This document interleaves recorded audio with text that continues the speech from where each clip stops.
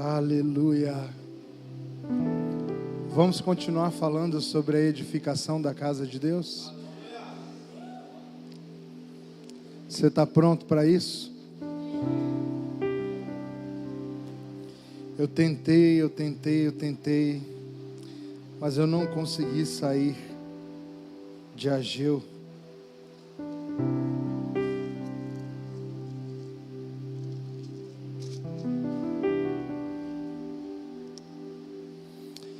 E por isso, com muito temor, irmãos, eu gostaria de compartilhar, continuar falando desse assunto que tem me perseguido há tantos anos, que é a edificação da igreja.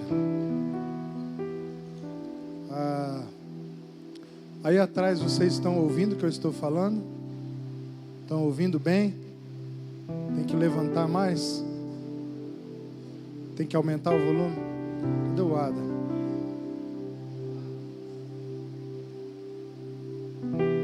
Espera só 5 minutinhos aí, tá, pessoal?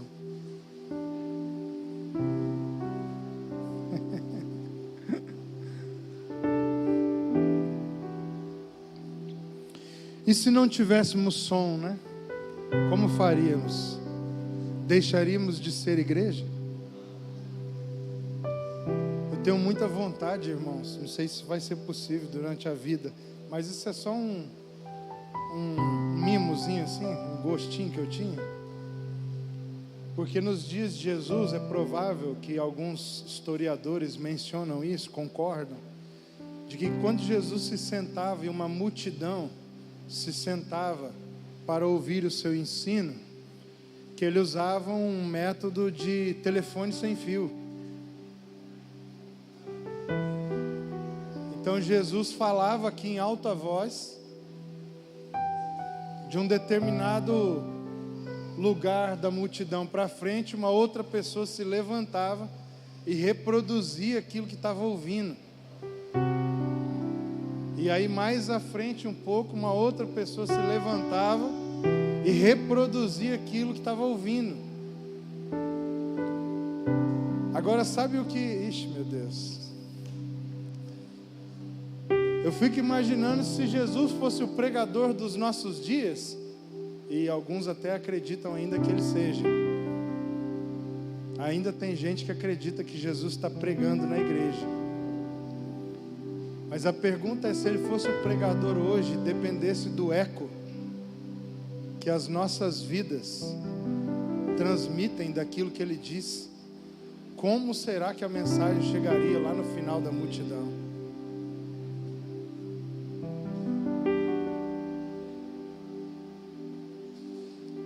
Já fez aquela brincadeira do telefone sem fio? Quando a gente fala sobre esse assunto, muitos de nós pensamos naquela brincadeira ao pensar na ideia de que quando Jesus reunia multidões para pregar, a mensagem era anunciada e a possibilidade de lá no final chegar muito distorcida era muito grande. Mas isso não é possível, irmãos, naqueles dias. Sabe por quê? Porque aquela cultura era uma cultura que era fundamentada numa coisa chamada tradição oral. Então aqueles homens, eles eram especialistas em reproduzir palavras. Você está me entendendo? Deixa o Espírito Santo ir falando do seu coração. O mensageiro que estava daqui, quando ele ouvia o som do pregador de lá, ele se levantava aqui de costas, e quando o pregador terminava de anunciar aquela parte da mensagem, ele reproduzia fielmente, e ele continuava em pé, Glaico, para ouvir o que o próximo diria. Porque se saísse uma palavra diferente da que ele tinha escutado, ele corrigiria na hora.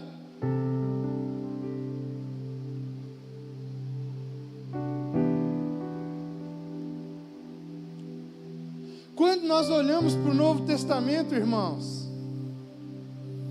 muitos de nós falamos dos religiosos da época de Jesus com desdenho. Inclusive eu sou um deles.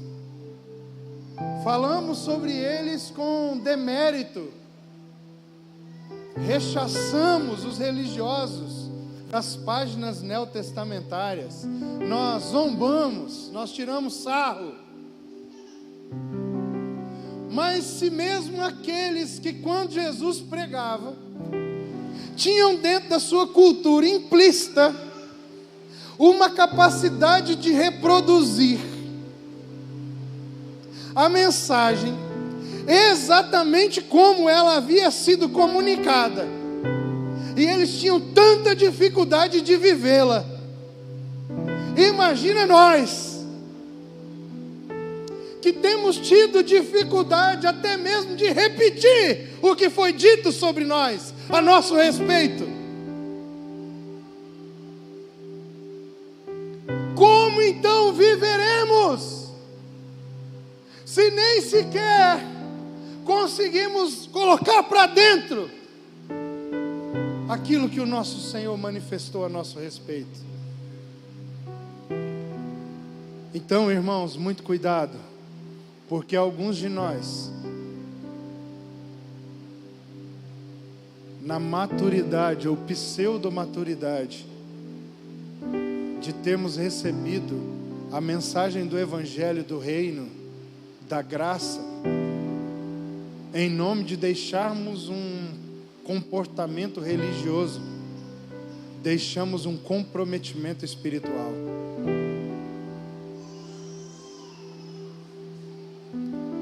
Muitos de nós chamamos de religiosidade algumas coisas na vida espiritual para construirmos com essa nomeação equivocada como religiosidade o álibi pelo qual nós justificaremos o nosso não comprometimento com a vida do Evangelho.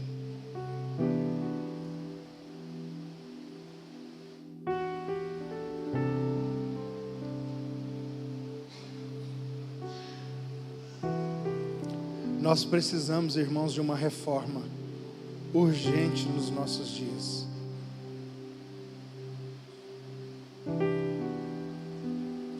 De vez em quando, não é difícil não é incomum, é bem frequente. Eu escuto alguém dizer comigo por aí, e você vai entender o que eu estou falando aqui, não preciso ser demagogo sobre isso. Quando eu viajo para alguns lugares, principalmente em outras cidades mais distantes, muitas vezes em outros estados, e eu estou na mesa com os irmãos, na maioria das vezes pastores, líderes, e a gente está conversando sobre o que é a igreja, sobre a vida da igreja, sobre o discipulado. Muitos deles dizem: mas aqui não tem igreja que vive isso. Aqui não tem essa igreja, já procurei.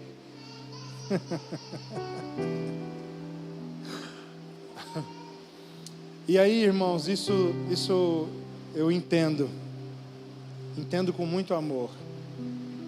Mas as frases que normalmente seguem essa primeira são as que me assustam. Porque normalmente em seguida vem uma pergunta: então, e onde você congrega? Não, eu congrego na igreja tal, no ministério tal, na denominação tal, na, sei lá, na casa ministerial X. É mesmo? É. E como é lá?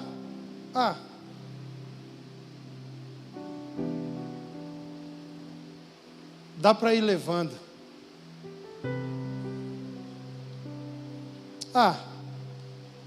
Pelo menos lá a igreja não é envolvida com politicagem. Porque na denominação de onde eu vim, havia muita política no púlpito, no ministério, entre os pastores. Outras vezes essa primeira conformação vem justificada com a ideia de moral. A gente não vive nada do que o Novo Testamento propõe sobre a igreja, alvo da nossa conversa até ali. Mas meu pastor é um homem sério. É um homem muito sério. É mesmo.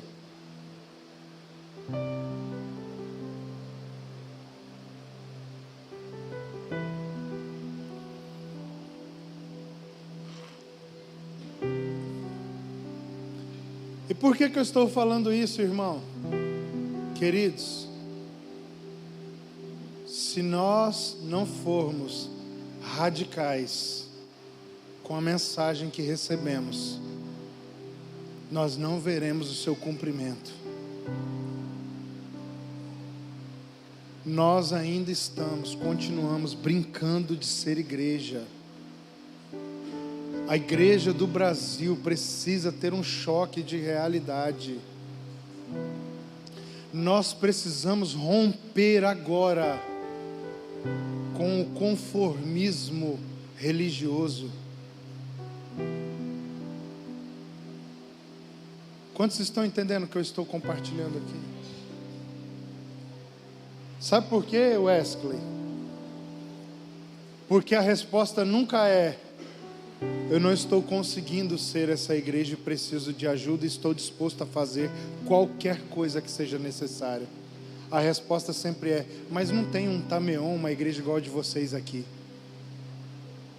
Não há uma gana, não há um desejo, não há uma ambição espiritual verdadeira queimando dentro de seus corações.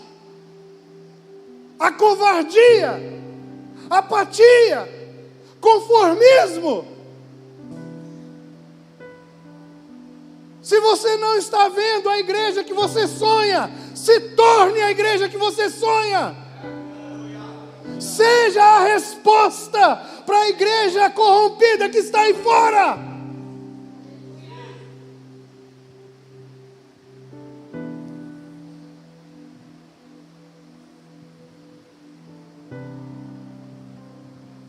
Eu entendo os irmãos, pastor Isaías, e os ouço com muito amor, paciência. Mas o problema é que por trás dessa fala conformista, há um grito do Espírito que ninguém está querendo ouvir. É que eles se tornaram o mesmo tipo de gente que eles estão criticando. Com uma pequena diferença. Eles são piores, porque eles são os cegos que veem, mas fingem não ver.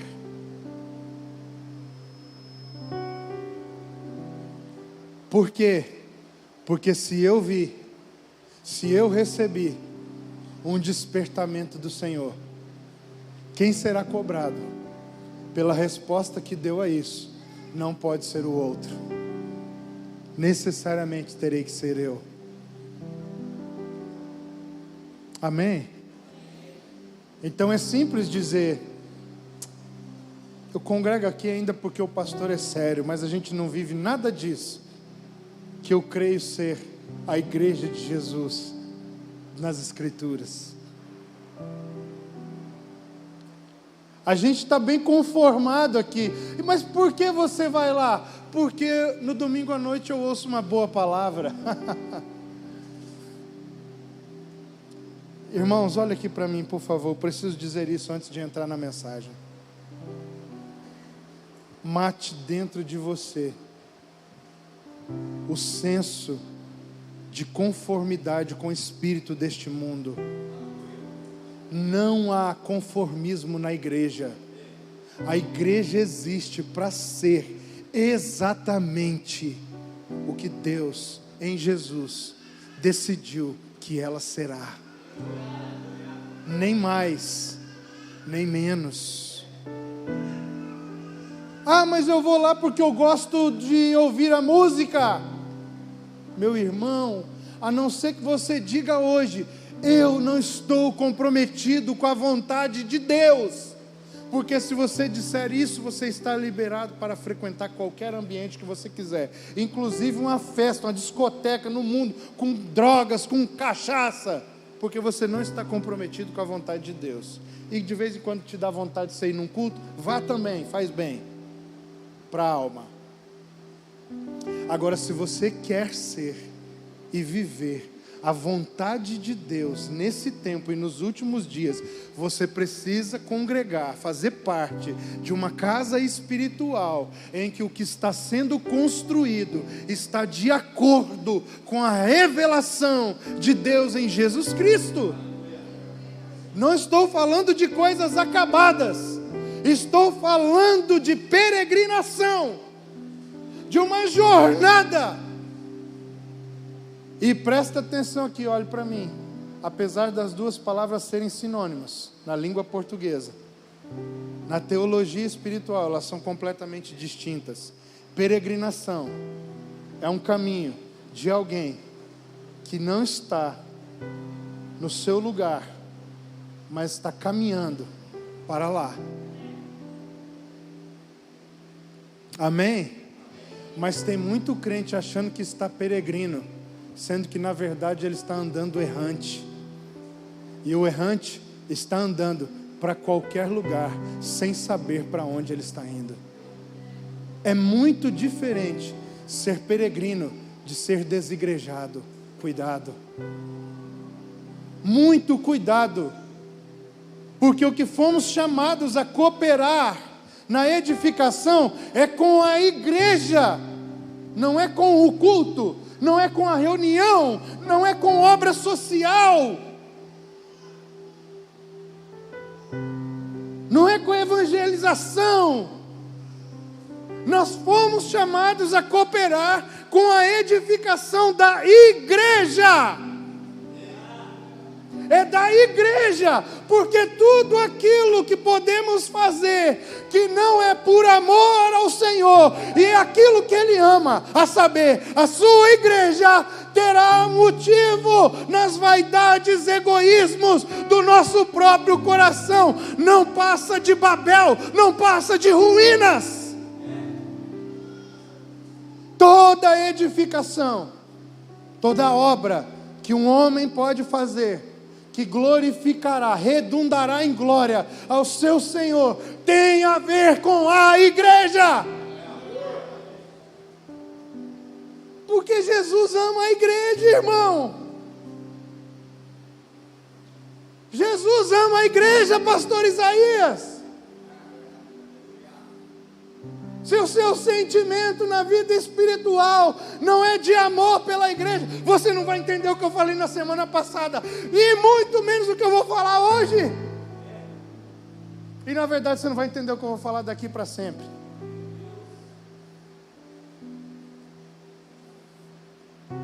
Então, se você ainda não sabe o que é amar a igreja de Jesus, essa palavra hoje é para você, meu irmão. Se você já sabe o que é amar a igreja, mas não sabe como amar a igreja, essa palavra é para você também, meu irmão. Se você já ama a igreja, já sabe como amar a igreja, mas está cansado, sobrecarregado, essa palavra é para você também, meu irmão.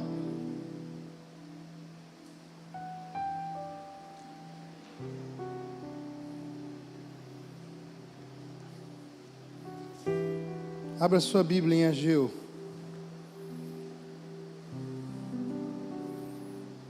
A semana passada nós falamos sobre a primeira mensagem do livro do profeta. Nós vamos continuar falando hoje sobre a edificação da casa de Deus. Segundo episódio da série Tameon Flix. Ô Jonathan, ficou bonito esse cavanhaque, hein, cara? Estiloso. Foi lá no barbeiro do Daniel que você foi? Imaginei. Irmãos, então presta atenção. Nós vimos na semana passada, se não vimos, eu imaginei que a gente viu. É que eu não vi a mensagem no YouTube durante a semana, Rafa. Mas que o livro de Ageu, ele está distribuído em 5 palavras. A primeira palavra foi a que vimos na semana passada, que vai do verso 1 ao verso 11. Claro que eu me concentrei, por causa do nosso breve tempo, nos versos de número 7 e 8. Que quando pela segunda vez Ageu diz, considerai o vosso passado, e depois ele entra na instrução. Vimos que o livro de Ageu tem sempre uma dinâmica muito interessante, André, porque ele sempre faz em conjunto uma exortação e um encorajamento. Que livro, cara! Isso tem tudo a ver com a vocação profética. Olhando para Ageu, eu tenho uma releitura das páginas do Novo Testamento. Me parece que o ensino, sempre como instrução, sempre vai ter essa tônica de concluir, de apontar, de definir, de apresentar, mas o caminho que prepara o ambiente para o ensino sempre será a exortação, o encorajamento, ou as duas coisas juntos. Então Ageu começa com uma exortação, porque há aproximadamente 15 anos a casa do Senhor havia sido abandonada. E vimos que o principal motivo para que isso tivesse acontecido foi que cada um decidiu cuidar da sua própria vida, dos seus interesses próprios. Oh, meu Deus! Gente devota, gente que amava o Senhor, mas distraída com as coisas dessa vida. E para não gastar muito seu tempo,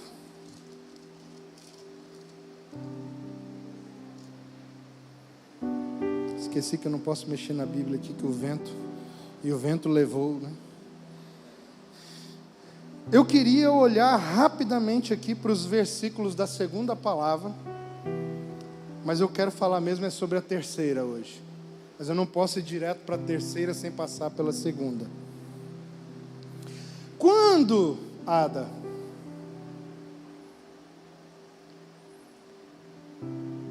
Ageu profetiza o que ele profetiza, olha que curiosidade, se você pega até o verso 11, ele trabalha uma mensagem. Do verso 12 ao verso 15, anota isso, é a segunda palavra. Ele começa com uma exortação, e depois de exortar vem um encorajamento, verso 12 ao verso 15. Agora olha que curioso isso, André. Tem um espaço que o texto menciona, de dias, entre a primeira palavra e a segunda palavra. Mais precisamente, 23 dias se passaram. A pergunta que eu faço é a seguinte, Rafa.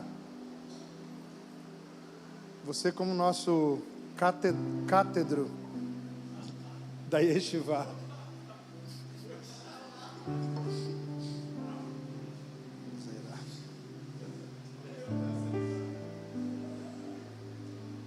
O que é que eles ficaram fazendo 23 dias? Eu não falei sobre isso, mas eu estou preparando um caminho para quem sabe um dia eu tenha a oportunidade de falar. Como começa a instrução no meio da exortação? Considerai o vosso passado. A palavra foi tão violenta, diante da exortação que ele vem fazendo até o verso 5 principalmente, quando ele diz a primeira vez, considerai o vosso passado, aí ele vai falar das plantações que deu tudo errado, que Deus fala, eu é que não estou deixando vocês colherem, vocês usufruírem, nem uva, nem azeitona, irmão, não tinha azeite, Deus parou. Eu não sei se você sabe, mas nas escrituras, via de regra, vinho é sinônimo de alegria. A alegria. Deus estava dizendo para eles, mesmo vocês estando entesourados na terra de vocês, eu não permito que vocês sintam a alegria disso. Agora vocês entendem porque vocês possuem coisas, mas isso não é suficiente. É porque quando eu paro a obra da casa de Deus, para aumentar a minha autossatisfação, as minhas riquezas neste mundo, Deus não permite que eu sinta alegria nessas coisas.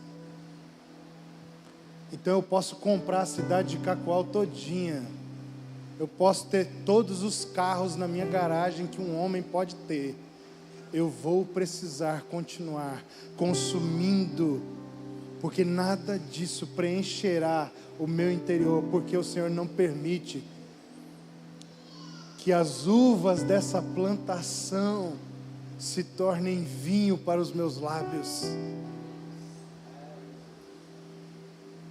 Isso te lembra alguém? Talvez te lembre a você mesmo, que não tem conseguido encontrar um lugar de satisfação, de contentamento no Senhor. Viajou o ano passado? Isso não basta. Viajou esse ano? Isso não é suficiente. Trocou de carro? Comprou um carro? Comprou uma moto? Mas já está pensando na próxima. Agora, qual é a grande revelação dessa exortação? É que em contrapartida, se nós priorizarmos a edificação da casa do Senhor, até o vinho da uva que não plantamos será para nós júbilo nos nossos lábios. Até o azeite que não veio da prensa que estava sobre as nossas vidas, mas sobre aqueles que já foram precursores no caminho para nós chegarmos aqui, redundará na unção de Deus jorrando do nosso interior. Até uma presença que não é fruto das minhas próprias orações, mas das orações de algum homem de Deus que já veio antes de mim na história, me encherão de gozo no Espírito.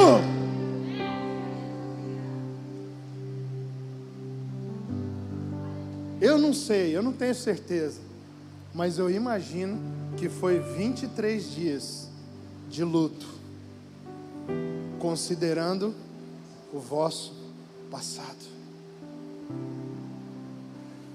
Eles estavam prontos para responder, mas a palavra exigia uma resposta, e a resposta de uma palavra como aquela exigia compenetração, contrição, lágrimas, arrependimento. E é com esse sentimento, com esse ato, que eles vão para o que vai acontecer a partir do versículo 12.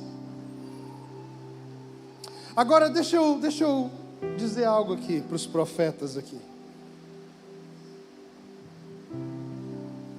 Já está com medo? E para a igreja, toda palavra que sai da boca de Deus, ela não passa. Amém? Amém, irmãos? Achei que vocês estavam, agora vocês não criam mais nisso. Vocês ainda creem que a palavra de Deus permanece? Ah, tá. Que bom.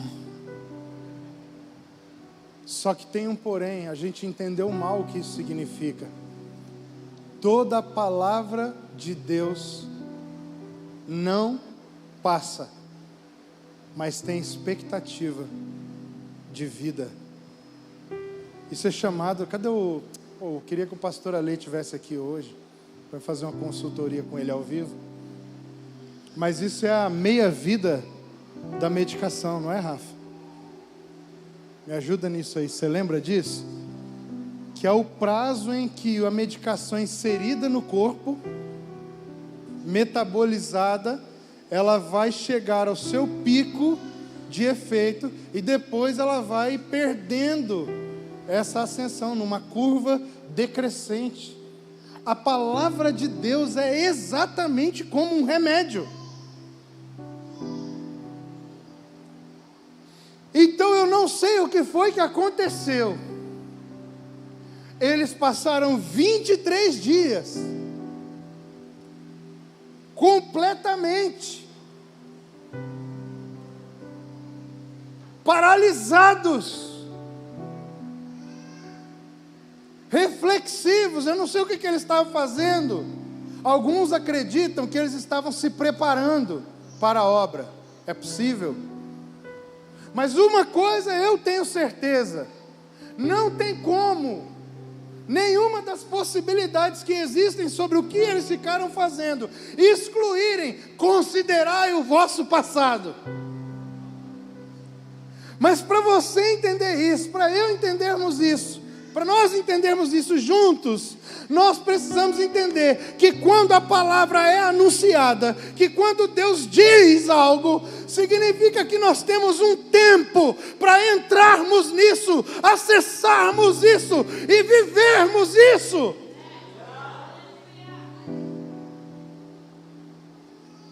Eles discerniram corretamente, Rafa. Eu não sei o que eles fizeram, mas eu sei que 23 dias foi o prazo que eles tiveram da parte do Senhor. E eles fizeram o que tinha que ser feito para depois serem achados fiéis. Porque o que fez eles receberem a exortação? 14, 15 anos de distração. E quando eles se distraíram, como foi que eles se movimentaram? Inércia. O que causou a palavra de Deus vir ao encontro deles? A inércia deles. Quem está entendendo o que eu estou falando? E toda palavra que vem da boca de Deus, ela tem uma expectativa de vida. Eu posso melhorar isso aqui e chamar de expectativa de cumprimento? Amém? Você vai me entender agora o que eu quero dizer? Toda palavra tem uma expectativa de cumprimento. Então a palavra de Deus veio a mim. Ela chega ali, André. Aí ela vai aqui, ó. Ela vai passando. E eu estou aqui, ó. Ela está passando. Ela está passando. Irmão, quando ela está ali assim, sendo agarrar no rabo do foguete, foi. Passou. A palavra vai permanecer atuando, mas sobre mim eu perdi a expectativa de cumprimento.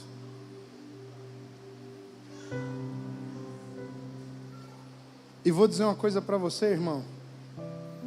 Aqui na mensagem de autoajuda, se alguma palavra do Senhor sobre a sua vida, porque normalmente as palavras proféticas elas são condicionadas a si. O Senhor está dizendo isso, isso e isso. Se você responder assim, assim, assim. Então vou dizer algo. Alguns de nós aqui recebemos palavras proféticas diretamente do trono de Deus, mas perdemos a expectativa de vida da palavra. E você acha que eu vim aqui para dizer para você hoje que se você perdeu não tem problema, ela vai voltar. Não, irmão, ela não vai voltar para você. Se prepare para a próxima, ou para essa de hoje que está vindo. Porque aquela que passou, passou, querido. The end, já era.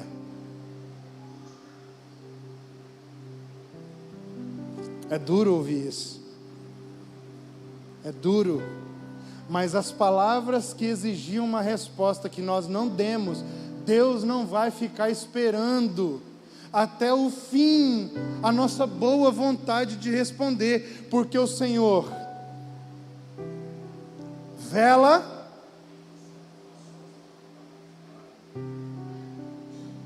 e o que é alguém velando? É alguém sentando aleatoriamente? Ah, minha palavra está ali. Olha, minha palavra. Irmão, velar não é vigiar.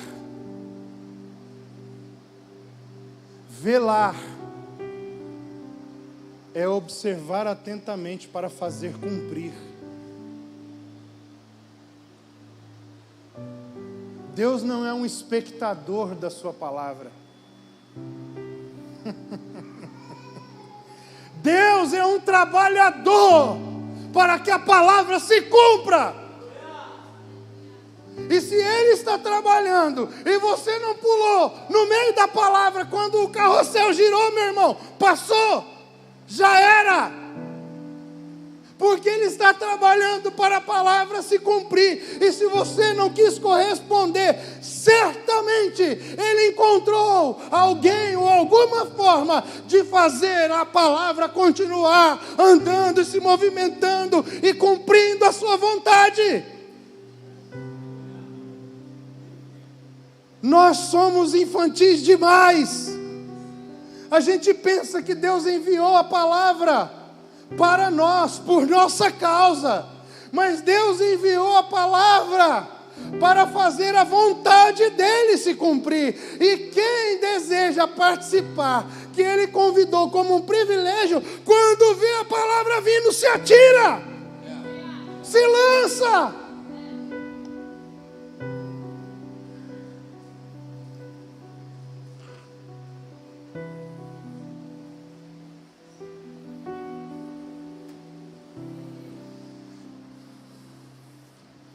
Eu estou louco, irmão, estou louco. Por quê? Porque eu vivo em conflito. Eu vivo em conflito, cara, em ser um pastor normal, em fazer aquilo que Deus me chamou para fazer. É o tempo inteiro um conflito. De vez em quando eu tenho que fingir que eu sou um pastor de uma instituição normal, porque senão nós não suportaríamos. Se Paulo fosse o pastor dessa igreja, eu queria ver quem aqui ia congregar aqui, irmão.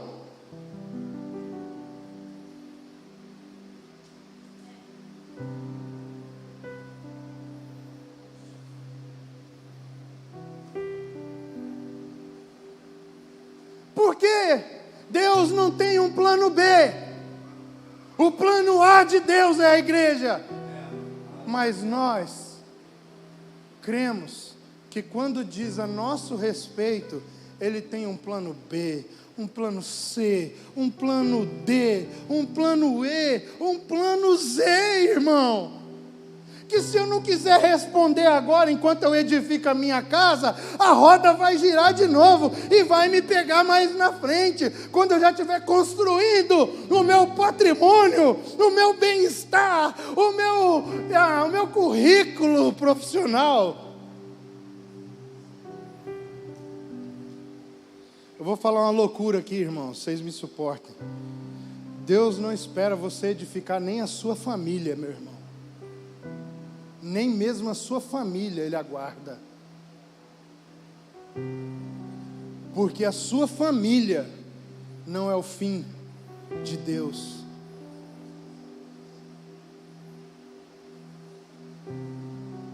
Pelo contrário, a sua família, Deus a deu para que você, junto com ela, cumpra o propósito, para que a vontade dEle seja feita. Só existe família na face da terra para que a vontade de Deus se cumpra.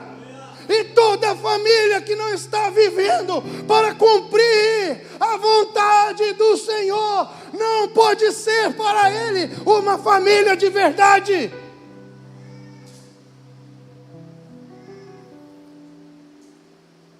Toma vergonha na cara, irmão.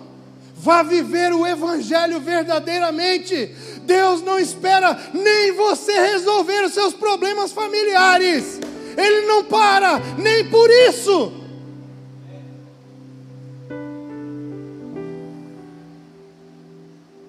Por quê? Porque famílias que estão reunidas em torno da sua vontade já estão engrenadas nessa edificação.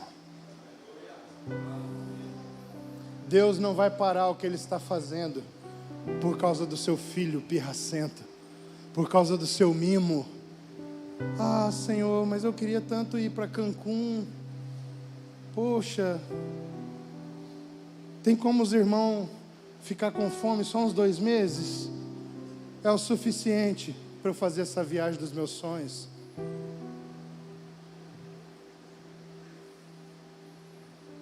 Se você acha seguro contender com o Senhor, você é livre. Agora, Não acredite na ilusão de que a rodinha vai ficar passando para você o resto da vida. Você está ficando para trás.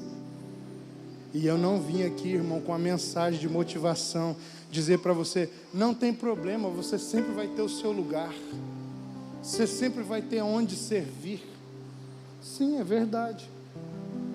Só que a roda está girando. E isso não fala de mérito, pastor Isaías. O que eu estou falando aqui dá para entender que tem mérito?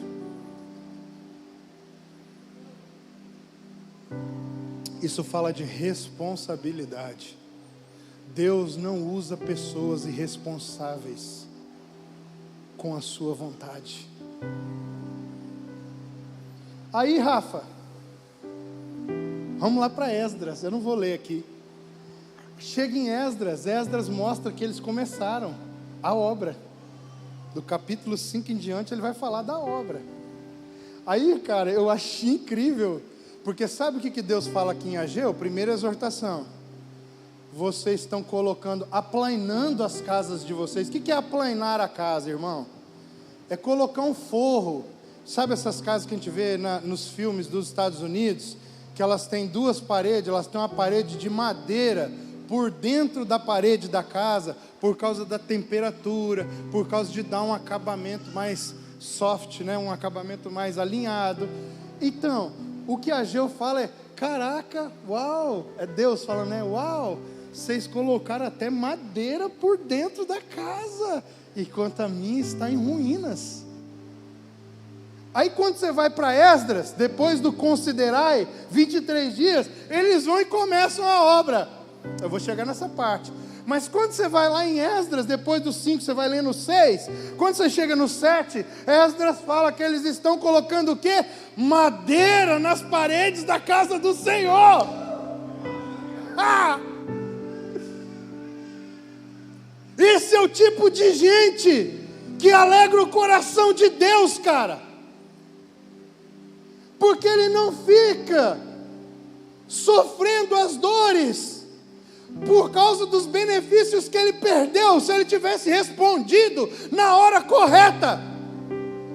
Como Deus está falando com ele, ele vai lá, veste as suas calças e faz o que precisa ser feito.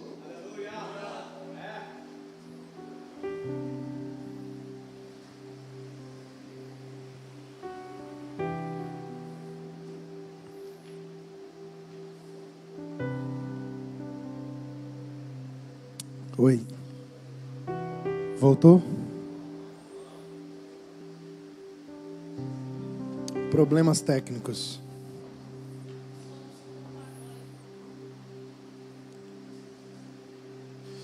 O que esses homens estavam fazendo, meus irmãos? Voltou.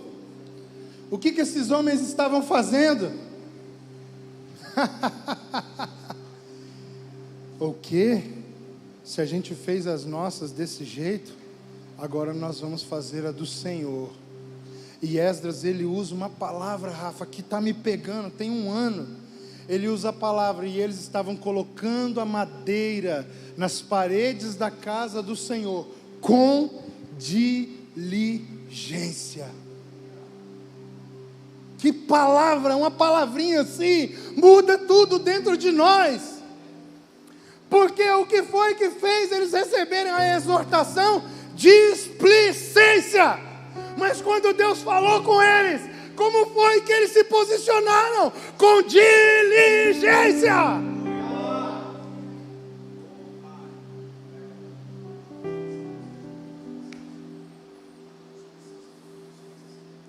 Olha aqui a partir do verso 12, o que o profeta vai nos mostrar.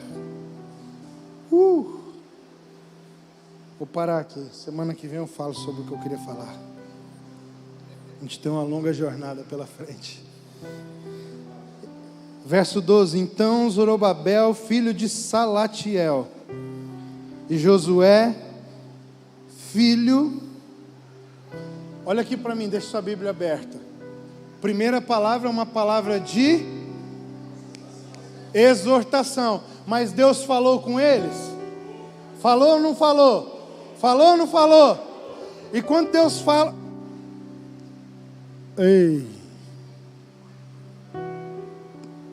Irmãos, Deus não está querendo falar com vocês através de mim, não.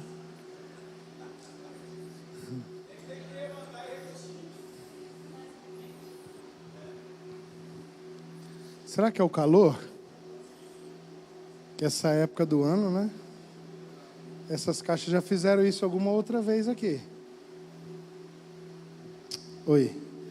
Dá para ouvir aí agora? Voltou, Ada. Obrigado. É só para você. Eu acho que esse é treinamento para você, irmão. Para ver se você fica mais rápido um pouco. Na hora que ele senta, a caixa desliga. Na hora que ele levanta, ela liga de novo. Desligou? Oi, estão me ouvindo? Dá para ir assim, mais ou menos? Dá para ir, né? Vamos fazer um esforço aqui hoje.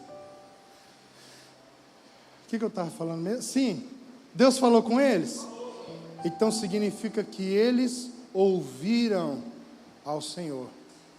23 dias, a Bíblia não diz o que eles ficaram fazendo. Mas no verso 12, 23 dias se passaram. E olha o que a Bíblia vai dizer. Então Zorobabel, filho de Salatiel, e Josué, filho de Josadaque,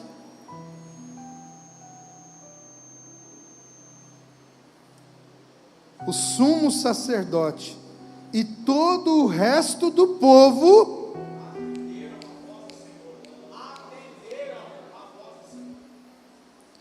então primeiro eles ouviram, mas depois que eles ouviram, eles atenderam a voz do Senhor.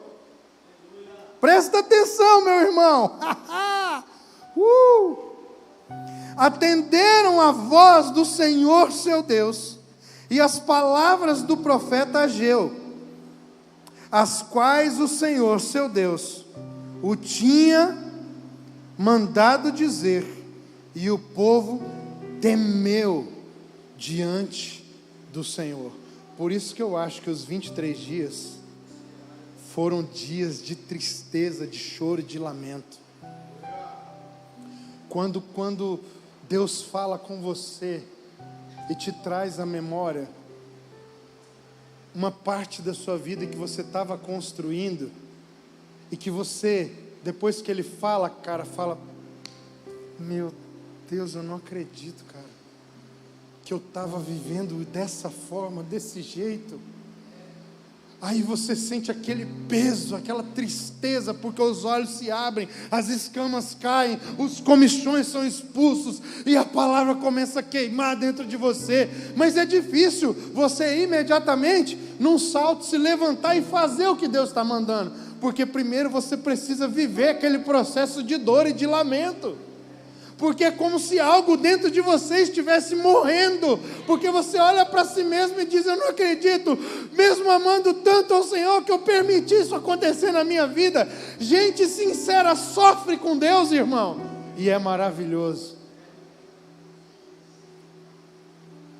E aí o texto continua dizendo: primeiro eles ouvem, depois eles atendem.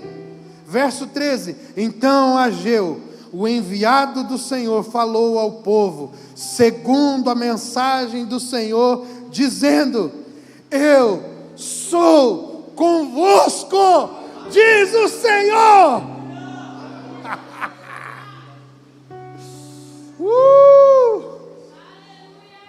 Só tem dois tipos de pessoa que pode trabalhar na restauração da casa de Deus. Dois tipos de gente. São aquelas que vão construir, cooperando com o Senhor, fazendo a sua vontade, e são aquelas que vão fazer por conta própria. Sabe onde está a diferença, Daniel? É que as que vão por conta própria, elas vão sozinhas. Mas quem ouve e atende, vai acompanhado com a presença presente. Eu quero dar um sinal aqui para os presbíteros, líderes de igreja nas casas, para vocês discipularem as pessoas que estão caminhando perto de vocês. Sabe qual é o sinal de alguém que obedece ou não aquilo que o Senhor está falando? É a presença presente na vida dele. Irmão, você está discipulando um irmão, está esquisito, está meio que na força do braço, é porque não há presença manifesta. E por que não há presença manifesta? Porque quando Deus fala, Ele não atende. Não coloque a mão nisso, recue. Recue, não toque naquilo que a presença está resistindo tocar. Não toque em alguém que Deus não está querendo tocar. Interceda, ore, sirva, mas não toque, porque se nem Deus está tocando com a presença, é porque existem algumas coisas que essa pessoa está resistindo em obedecer ao Senhor, meu irmão. E quem resiste ao Senhor, como não resistirá a gente? Quem consegue resistir ao Senhor, irmão? Não vai resistir um pobre mortal igual você. Mas eu, por mim, eu ficava só aqui, irmão. Ada, eu leio a Bíblia. Às vezes nem leio, só penso na Bíblia. E toda vez que a Bíblia me pegando por dentro, me lembra de revelações, de textos, de histórias que falam sobre a presença, para mim elas tinham que acabar aí. Cara, eu amo muito a presença de Deus. Eu amo muito a presença de Deus, irmão. Eu sou apaixonado pela presença de Deus, cara. Então, às vezes, eu fico perguntando para o Senhor no meu momento de oração: Senhor, tem alguma exortação, alguma palavra, tem alguma repreensão duríssima para você fazer comigo? Porque o que eu quero mesmo é obedecer. Porque eu sei que quando o Senhor fala, eu obedeço. A recompensa vem. E a recompensa é a presença presente aqui na minha vida, irmão. Não importa se estou diante de vocês ou diante de ninguém, se estou na minha audiência com Ele, o que importa, estando aqui ou não estando aqui, é se a presença está comigo.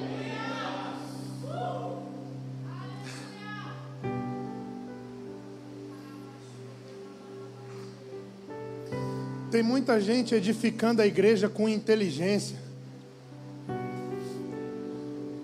sem a presença, estratégias humanas, metodologias que vêm do mundo do business, escolas de reprodução de padrões. Eu não quero isso para a minha vida, irmão. Eu só quero fazer aquilo que for com a presença. Eu não quero fazer nada que me custe a presença do meu Senhor, irmão. É por isso que aqui, de vez em quando, a gente até demora demais para fazer algumas coisas. Algumas pessoas ficam até tristes, até chateadas com a gente. Mas, irmão, eu não estou aqui para fazer sua vontade. Eu não posso dar nenhum passo se eu estou inseguro, se a presença vai vir junto. Eu só posso sair do meu lugar com a certeza, a garantia de que a presença vai vir comigo, irmão, porque pode me faltar qualquer coisa, posso perder tudo, eu posso amanhã não ter nenhum lugar para congregar, eu só não posso perder, irmão, é a presença do meu Senhor. Eu não posso ir sem a presença. Mas tem muita gente edificando igrejas gigantes, edificações monstruosas, e que a presença não está mais ali. A minha oração, irmãos, é que o Senhor não nos deixe crescer nada, se isso custar a presença. Que o Senhor não nos deixe andar em lugar nenhum, nem em uma outra cidade vizinha aqui, se isso custar a presença. Deixa eu deixar uma coisa clara para você aqui: nós não temos aqui plano de expansão ministerial. A gente só vai onde a presença vai com a gente. Eu não quero, irmão, não quero abrir igreja na Europa, na África, na Ásia, no sertão, no Ribeirinho, nos Índios. Eu não quero desenvolver projeto social. Eu estou perseguindo a presença do meu Senhor. Quando Ele diz, vem, vem aqui que eu estou indo para cá agora, vocês podem vir comigo, por favor? Eu, claro, Senhor, estamos indo aí para essa cidade.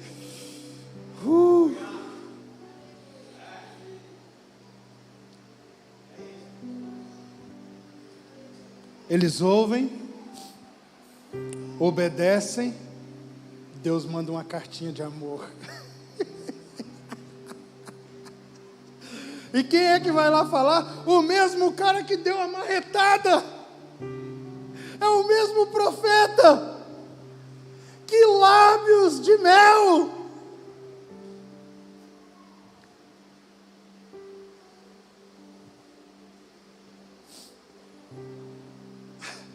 A minha casa está em ruínas.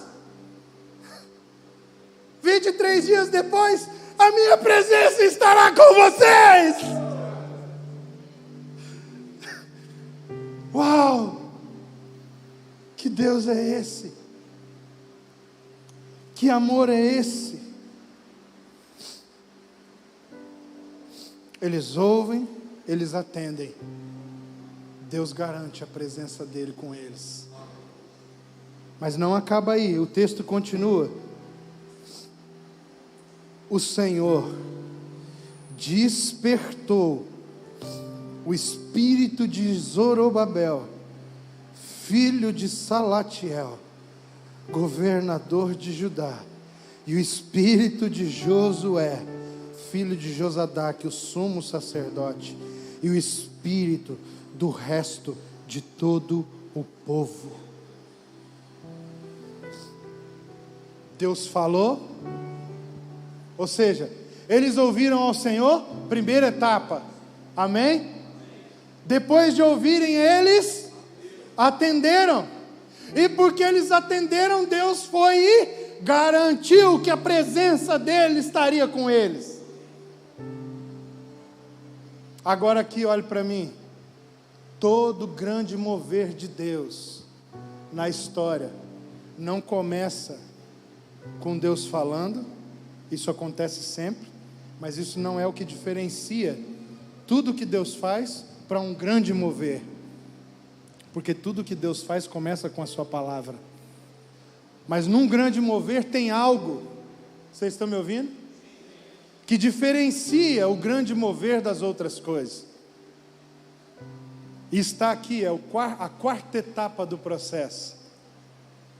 Deus falou, eles atenderam, Deus garante a sua presença, tudo top, mas vem a quarta etapa, o próprio Senhor, pelo seu Espírito, então, começa a despertar pessoas específicas para o seu mover que vai acontecer nos próximos dias.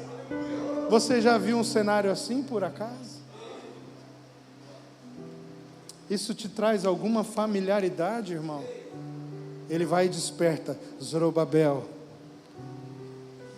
Josué, não sei mais quem, e não sei mais quem, mas lá no final, ele desperta o espírito de todo o povo. Não há mover de Deus sem obediência, sem a presença e sem despertamento espiritual. Despertamento, Rafa, não é o que eu faço. Despertamento é o que Deus faz quando eu respondo e permaneço na sua presença. Quinta etapa, olhe para mim, olhe para a sua Bíblia, perdão. E o espírito do resto de todo o povo, eles vieram e se puseram ao trabalho na casa do Senhor dos exércitos, seu Deus. ao 24º dia do 6º mês. 23 dias. Deus falou, eles atenderam. O que significa atenderam?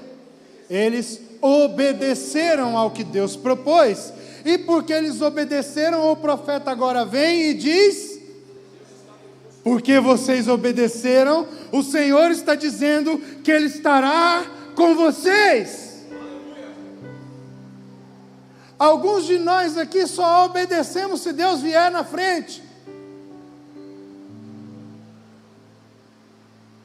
Se Deus falar, obedeça que eu venho, muitos de nós não teríamos a presença. E eu não estou estabelecendo um padrão, eu estou fazendo uma indagação. Eu estou te levando a refletir sobre a sua relação com o Senhor. Você só responde ao Senhor como moeda de troca?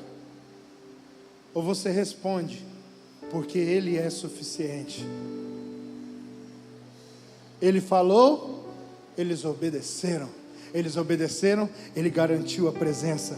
Quando Ele garante a presença, isso alegra eles, isso encoraja eles, isso nutre eles. E depois, se não bastasse, o Espírito vem, começa pelos líderes. Ele começa despertando aqueles líderes, mas Ele não para nos líderes. Será que isso está falando algo sobre a edificação da casa de Deus nos últimos dias? E depois de despertar os líderes, Ele desperta então todo o povo. E só depois dessas 4 etapas, é que eles começam a obra da casa de Deus. A obra é só o 5º passo. Quantos estão me entendendo aqui? Muitos de nós estamos mais interessados em fazer a obra do que em carregar a presença. Mas se Ageu é para nós uma profecia sobre coisas interiores e espirituais que estavam escondidas nas coisas físicas, o maior interesse de Deus em construir uma casa é para que ela possa abrigar a sua presença eternamente. E Deus, Rafa, não vai fazer isso com trabalhadores que não amam a sua presença, porque senão tudo que eles colocarem nessa edificação não terá a ver com a sua devoção e a sua paixão pelo seu Senhor, mas com o reconhecimento que eles esperam receber por aquilo que eles fizeram. Sabe o que é mais louco disso, Dani?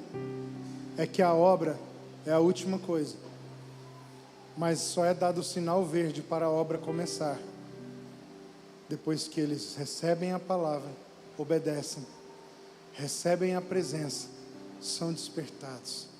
Agora, das 5 etapas, a última é um novo caminho, uma nova jornada, porque fala de serviço, de vocação.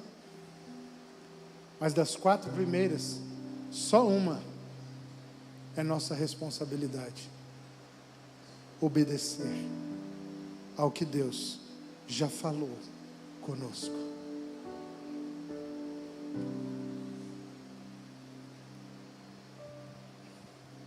Ouvir, obedecer, presença, despertamento, obra.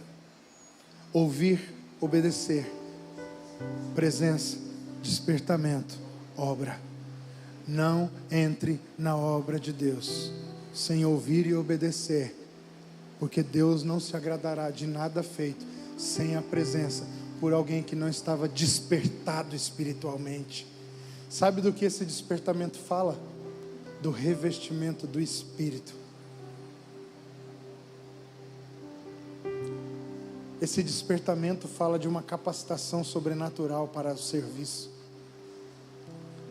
Esse revestimento fala de alguém que transpira a presença de Deus o tempo inteiro, de alguém que é fanático. Esse despertamento mostra alguém que não tem outra prioridade. Esse despertamento é uma obra específica, é um avivamento pessoal.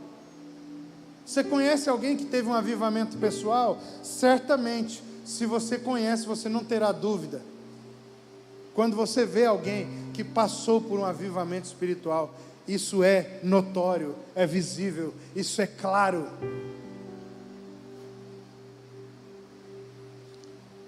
Dá para fazer a obra de Deus sem dinheiro? Dá para fazer a obra de Deus sem capacidade? Dá para fazer a obra de Deus sem compreendê-la? Só não dá para fazer a obra de Deus sem a presença. Aqui, nós não estamos em busca da obra, nós estamos em busca da presença. Contratam-se trabalhadores no centro de adoração Tameon,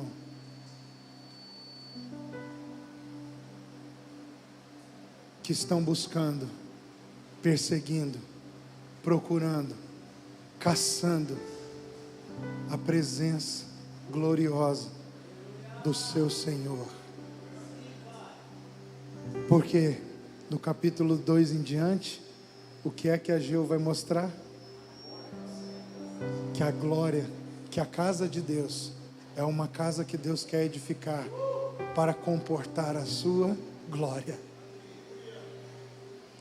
Mas não pode construir uma casa para suportar a glória homens que não estejam perseguindo, caçando desesperadamente a presença gloriosa do seu Senhor. Sabe você que de vez em quando não consegue sair de casa para aquilo que você ia sair à toa, porque a presença vem e você precisa dar aquela chapadinha, cara. É esse tipo de gente que eu estou falando. É gente que está dirigindo e de repente tem que parar o carro para mergulhar em Deus profundamente. É gente que está no meio de um negócio e de repente ele tem que parar e recuar porque o Senhor está falando com ele, a presença vem e ele precisa perder um grande negócio para estar com a presença. É alguém que te liga e fala: hoje eu vou orar de tal hora a tal hora, e bem naquela hora alguém te liga e fala: mas eu só posso fechar esse negócio se for agora. E você fala: ô meu querido, me perdoa, então eu não conseguirei fazer esse negócio com você, porque eu tenho uma prioridade aqui agora.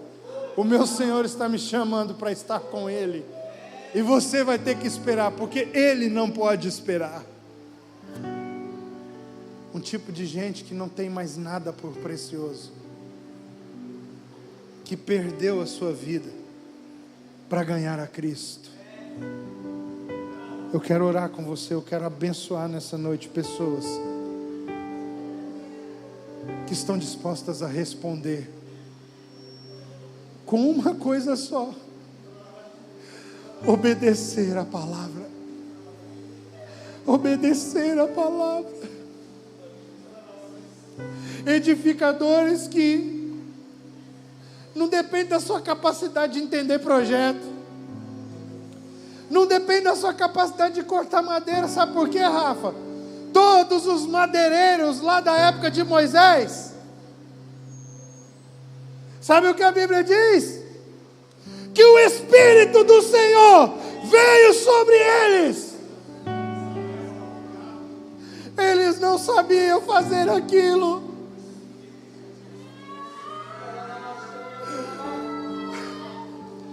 Eles não tinham ideia como é que mexia com ouro, pastor Isaías. Só que a Bíblia diz que o Espírito do Senhor veio sobre eles.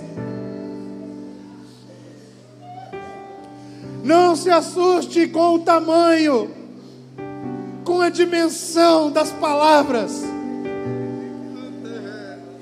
Como eu ia imaginar, irmão, que um Zé Ruela igual eu um dia está viajando para várias cidades, vários estados, vários lugares. Se eu olhar para mim, ainda hoje não conseguiria. Não se assuste com a dimensão. Se você vai a algum lugar, é porque veio sobre você o Espírito do Senhor.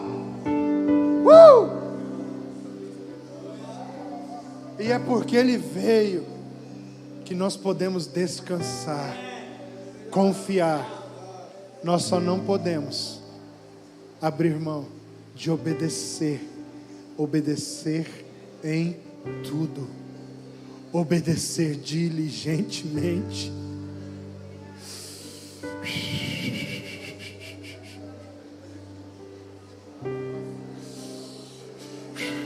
Obedecer ao Senhor com diligência. Ore ao Senhor. Estamos à procura de edificadores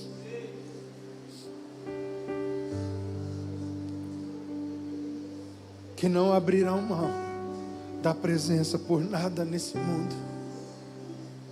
Edificadores que amam tanto a presença do Senhor, que estão dispostos a perder até a própria vida. Senhor, nós oramos aqui hoje como casa. Quando o Senhor nos deu o nosso nome há tantos anos atrás, o Senhor deu esse nome por causa da fome e da sede que haveria entre nós pela presença. Tameon é uma escolha abnegada. É uma escolha pelo anonimato, pelo esconderijo, pelo secreto, porque descobrimos um tesouro de inestimável valor. Nada se compara com a sua presença. Nós queremos permanecer nesse lugar. Nós queremos habitar nesse lugar. Nós queremos insistir em estar contigo todos os dias de nossas vidas.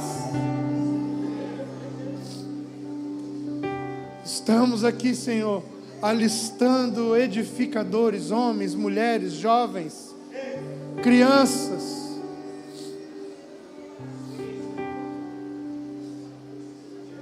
que buscarão a Tua presença, e ali, em Sua presença, permanecerão. Obediência radical, obediência insistente. Coloque em nosso interior hoje uma obediência que seja obstinada, que nada seja capaz de alterar a nossa decisão em obedecer ao Senhor.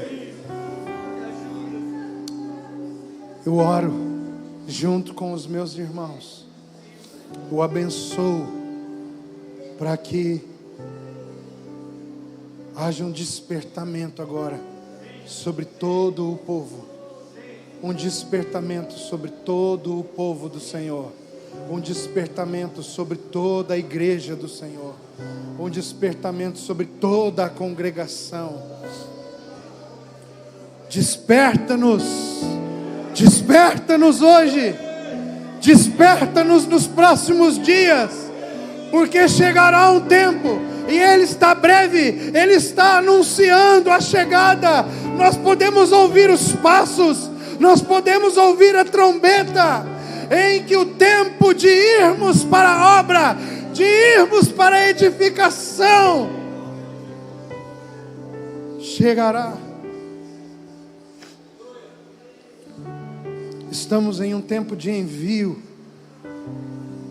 mas nós não vamos a lugar algum sem a garantia da presença e sem o despertamento necessário, porque a obra será feita com diligência. Nessa casa o Senhor se alegrará e nela será glorificado. Em nome de Jesus. Amém. Glória a Deus, que palavra de encorajamento, meus irmãos. Você só precisa obedecer. Volte para o seu lugar, querido.